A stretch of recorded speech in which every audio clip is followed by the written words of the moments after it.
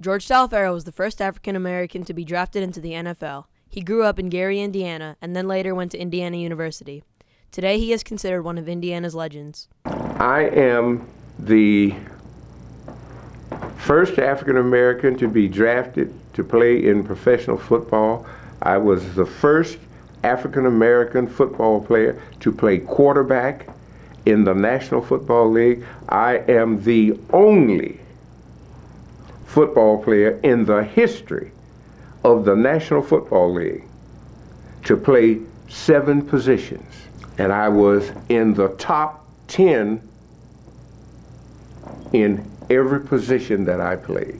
What impact did the other African American athletes have on your decision to play sports? They were my heroes. And what does sportsmanship mean to you? It means being the best that you can be and recognizing the fact that the people against whom you are competing are human beings as is you. As a child, George always felt he was going to be a star. I grew up in Gary, Indiana, 30 miles from Chicago, and I could tell you chapter and verse about everybody who ever played for the Chicago Bears. People who knew me as a child would tell me, "We knew you were going to be a great football player." And I said, "How would you know that?" Because that's what you told us. As an 8-year-old kid, I used to run out of the back of my parents' house to a flat area that was 2 city blocks long, just nothing but grass, no houses. And we called it the circus field. And I would always announce, "Here comes George Taliaferro, the world's greatest football player." I'm by myself. And I learned to kick a football and kick it high enough to run and catch it. George Taliaferro was born on January 8, 1927 in Gates, Tennessee.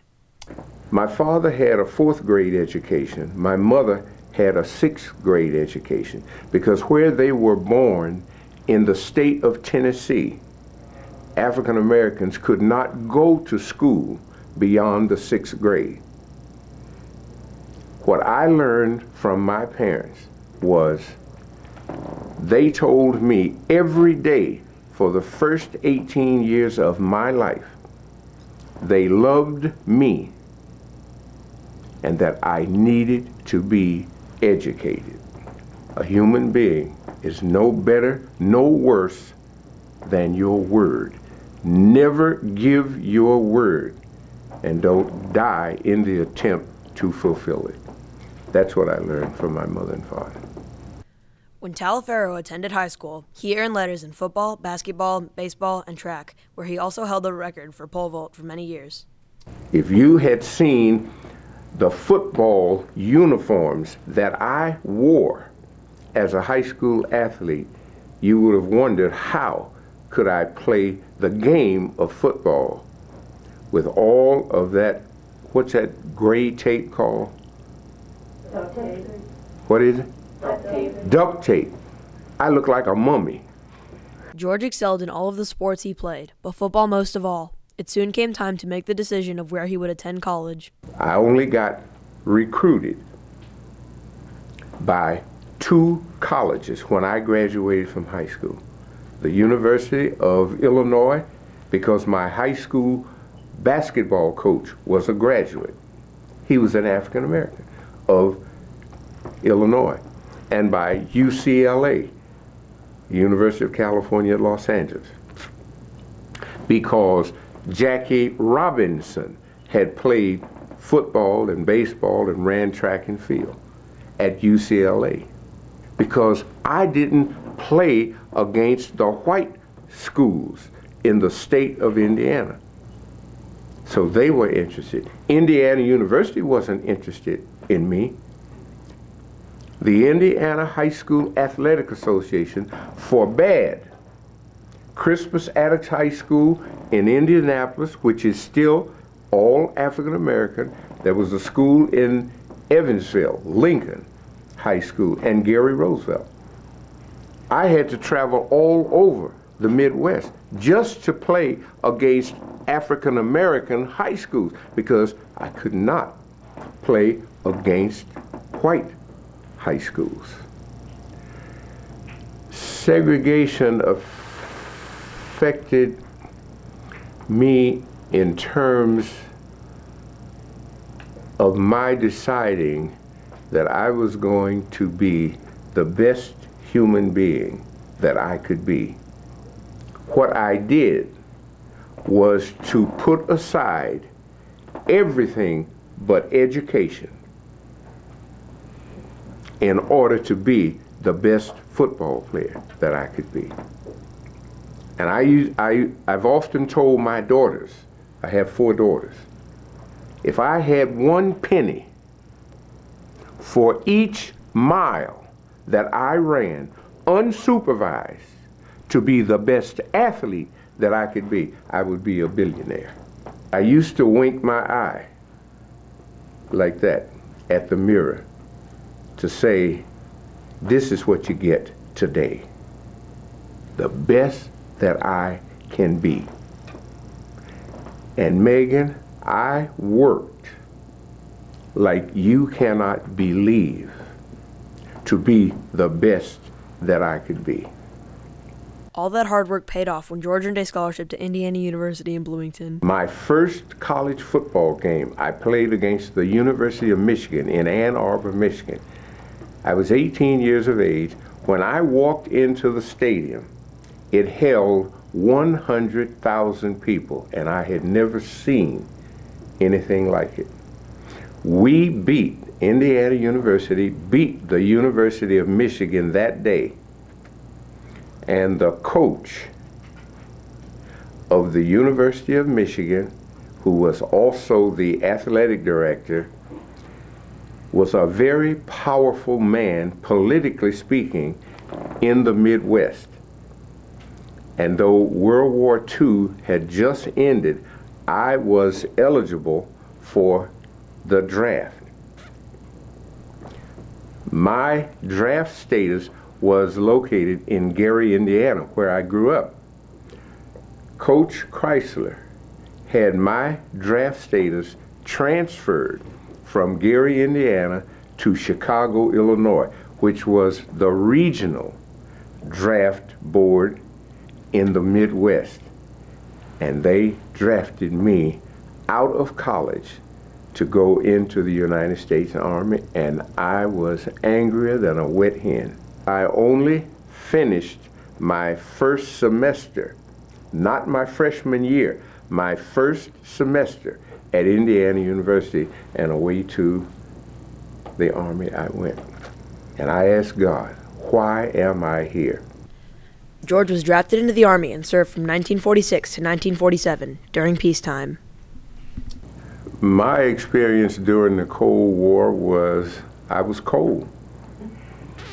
But other than that, I was a red-blooded American ready to do whatever I had to do in order to preserve the country in which I live. After serving his time in the United States military, George returned home to Indiana. Throughout his life, George always encountered adversity because of the color of his skin. I couldn't sit and talk to you back there. I had to get textbooks that were used by the white children in the city of Gary, Indiana, because that was a time in the United States that was not known as 1925, 35, 1950. It was known as separate but equal. I found that being in sports was the only way that I could beat up white kids, and people would applaud it. Where do you think I got that? That means wherever this sign is, you cannot go. Only I, as colored, could go. Where do you think I got this? Let me tell you, in the Princess Theater in Bloomington, Indiana. in 1947, because that was how I knew when I could go to the movies and where I had to sit. And when I came back from the United States Army, I took a screwdriver, and I've had it ever since. In 1945, that was 67 years ago, I could not live in the dormitory, I could not swim in the swimming pool, I could not eat in the cafeteria, I could not attend the movies in Bloomington, I couldn't eat in any of the restaurants in Bloomington.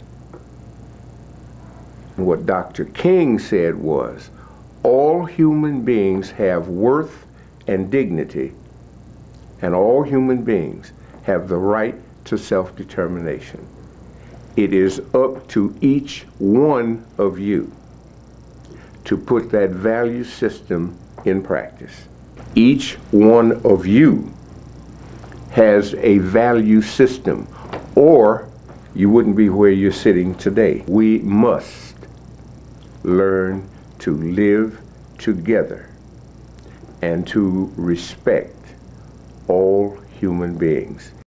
George is now the chairman emeritus of the Children's Organ Transplant Association. When I became the chairman of the board of directors of COTA, we had $1 million in the bank to pay for the transplantation expenses of any child in the United States whose parents were unable to afford the money to have that transplantation done. Today, as I sit in this chair, I am the chairman emeritus. It means I'm retired, but I still work with them. We have $30 million. Look at this. You know what this is? This is a pamphlet written specifically for third grade students to learn to read. 'Tis about himself. There's one about Arthur Ashe.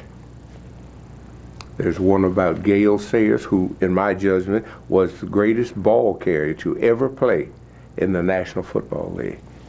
Billie Jean King and James Blake.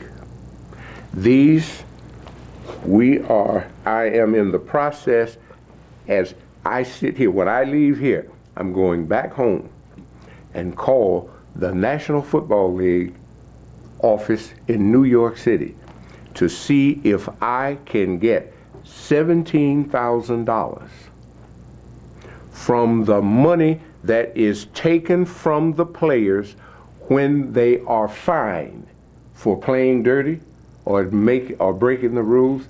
That money is put into a fund, and allegedly charities can vie for it. I am having 35,000 of these pamphlets printed so that they can be distributed on Super Bowl Sunday at hospitals in the cities where there are National Football League teams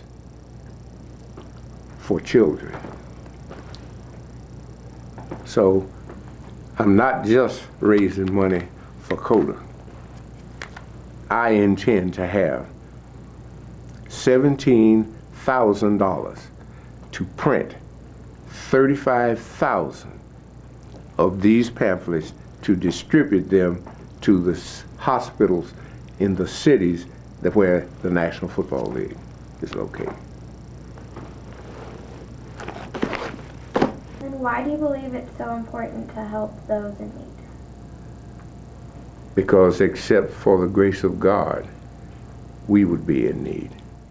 George Taliaferro was the first African-American man to be drafted into the NFL and the only man in the National Football League history to play 7 positions. Today, George is the chairman emeritus of the Children's Organ Transplant Association. He is a Hoosier legend.